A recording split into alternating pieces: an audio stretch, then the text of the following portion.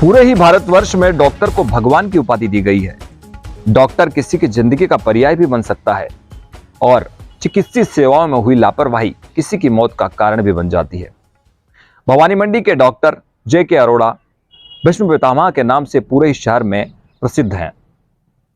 वहीं हाल ही में हुए 8 वर्षीय मासूम प्रहल की मौत के मामले ने भवानी मंडी की चिकित्सीय सेवाओं पर कई सवालिया निशान खड़े कर दिए हैं।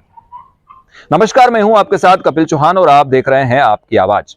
आपकी आवाज में आज की आवाज है भवानी मंडी के 8 वर्षीय मासूम प्रहल की मौत में इलाज में हुई लापरवाही से जुड़ी हुई। हाल ही में 8 वर्षीय मासूम की मौत के बाद से ही आमजन में भयंकर आक्रोश देखा जा सकता है। पूरे ही शहर में मासूम प्रहल की मौत की चर्चा गली मोहल्लों व चौपाटियों में हो रही है। वहीं सोशल मीडिया पर भी जस्टिस फॉर परू प्रहल पर पहल नामक हैशटैग ट्रेंड चलाकर कई तरह के तंज कसे जा रहे। सोशल यूजर व आमजन नवजीवन हॉस्पिटल सहित क्षेत्र की चिकित्सा प्रणाली पर भी कई सवालिया निशान खड़े कर रहे हैं। आमजन में मासूम प्रहल की मौत को लेकर जितना दुख है, उससे कई गुना ज्यादा रोष इलाज में बढ़ती लापरवाही के आरोपों को लेकर हो रहा है। जब एसके मीडिया की टीम ने इस ट्रेजेडी को लेकर लोगों की आवाज बनना चाहा तो क्या कहना था, आइए देखते हैं। जब बच्चे का पिता बच्चे को अस्पताल लेके गया और जिस डॉक्टर को वो दिखाना चाहता था, उस डॉक्टर के नाम से अस्पताल प्रशासन द्वारा बच्चे को भर्ती किया गया, जबकि वो चिकित्सक उस अस्पताल में उस टाइम पे उपस्थित नहीं था जी। और किसी अप्रशिक्षित डॉक्टर द्वारा उसका इलाज किया गया और लगातार बच्चे को गलत दवाएं दी गई और बच्चे को गुमराह किया गया, उसके पिता को गुमराह किया गया। और जब बच्चे की तकलीफ बढ़ती गई, उसके बाद भी अस्पताल प्रशासन द्वारा उसको डिस्चार्ज नहीं किया गया। बच्चे को पिता मजबूर हो गए, उसको मेट्रो हॉस्पिटल ले गए। मेट्रो हॉस्पिटल में डॉक्टर ने जो इन्वेस्टिगेशन किए, उसके अंदर भी बच्चे की तबीयत ज़्यादा खराब बताई गई। जैसा डॉक्टर गौरव जैन ने इन्वेस्टिगेट किया, उसके अंदर बीपी उसको लो पाया गया, किडनी में उसके इन्फेक्शन पाया गया। बावजूद गौरव जैन ने भी उसको रेफ़र किया और तरीके से रेफ़र नहीं किया। जिस तरीके से एक डॉक्टर को रेफ़र करना चाहिए, ऑक्सीजन लगा कर रेफ़र करना चाहिए, इस तरीके से रेफ़र नहीं किया। तो गौरव जैन भी इसका दोषी है और नवजीवन तो इसका दोषी है ही। इसलिए इनके खिलाफ आरएमसी द्वारा, जिला प्रशासन द्वारा, आरएसएफ द्वारा सख्त कार्रवाई करनी चाहिए। दुखद वाकया है कि छोटे से बच्चे के साथ जो हुआ है, हमारी पूरी सहानुभूति परिवार के साथ है, हम परिवार के साथ खड़े हैं। लेकिन मैं ये चाहूँगा कि इस तरह की कोई भी चीज़ लापरवाही अस्पताल की है, जो भी किसी प्रकार की है, ये सब लापरवाहियाँ नहीं होनी चाहिए, ताकि ये घटना क्रम किसी और आगे किसी बच्चे के साथ ना हो या किसी परिवारजन के साथ ना हो, किसी को अपना बेटा खोना ना पड़े। सबसे पहले तो मैं कहना चाहूँगा कि यदि आपके अस्पताल में चिकित्सक अवेलेबल नहीं है तो आपको किसी मरीज़ को भर्ती नहीं करना चाहिए। जिस सबसे बड़ी गलती तो वहाँ उन्होंने ये करी है। उसके बावजूद भी जो है आवश्यक जांचें करके उन्होंने इलाज नहीं किया है, वो दूसरी गलती वहाँ पे है। आपने एक बच्चे के जीवन के साथ, उसके परिवार के साथ जो खिलवाड़ किया है, वो अस्पताल प्रशासन ने बहुत गलत किया है। उसकी मैं एक समाज सेवी होने के नाते निंदा करता हूँ।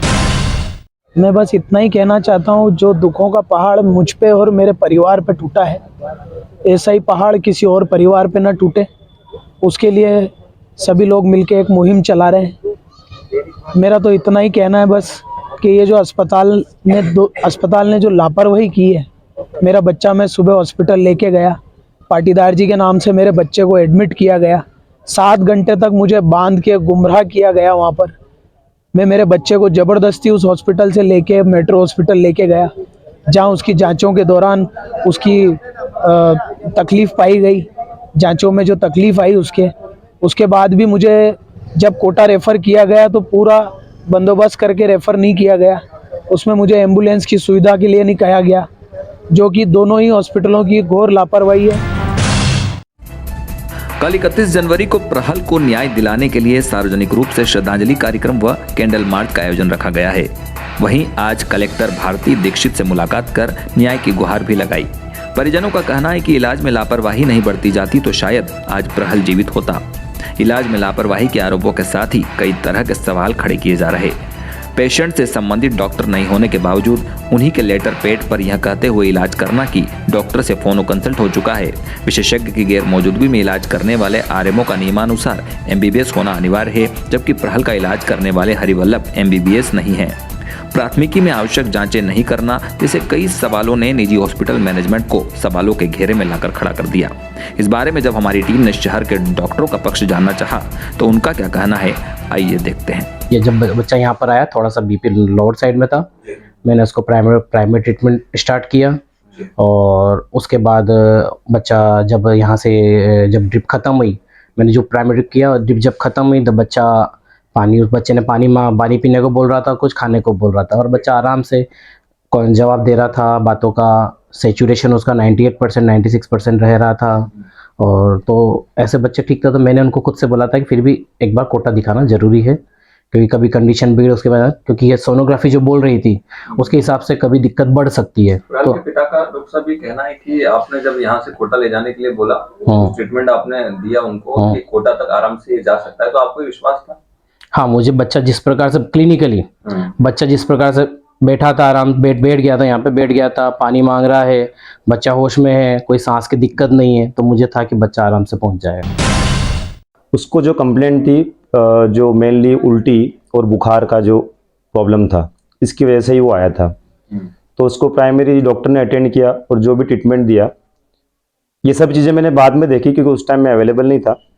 तो जो भी उसको ट्रीटमेंट दिया गया, बाकी डॉक्टर से भी सब डिस्कशन हुआ, उस तरह की कंप्लेंट में जो ट्रीटमेंट दिया जाना है बेसिक ट्रीटमेंट, उसमें वो ट्रीटमेंट बिल्कुल सही है। लेकिन कहीं आज भी मेडिकल साइंस, चाहे अपन इतने एडवांस में पहुंच गए, मेडिकल साइंस के पास भी आज भी कई चीज़ों का जवाब नहीं होता। अनएक्सपेक्टेडली कई बार ये इंसिडेंट्स हो जाते हैं। सामने आ रही कि मैंने कॉल लगाने के लिए मना किया, ये पॉसिबल नहीं कि मैं कभी ऐसे बोल नहीं सकता। दिनों दिन बढ़ रहे चिकित्सा सेवाओं का व्यवसायीकरण सोचनीय विषय बनता जा रहा। व्यवसायी डॉक्टर्स व डॉक्टर्स में अंतर समझना आज की जरूरत बन चुका है। चिकित्सा माफियाओं की आड़ में अच्छे व अनुभवी डॉक्टर का शोषण के साथ साथ आम जनता के मरण से भी इनकार नहीं किया जा सकता। भवानी मंडी से इसके मीडिया के लिए ब्यूरो रिपोर्ट, कपिल चौहान।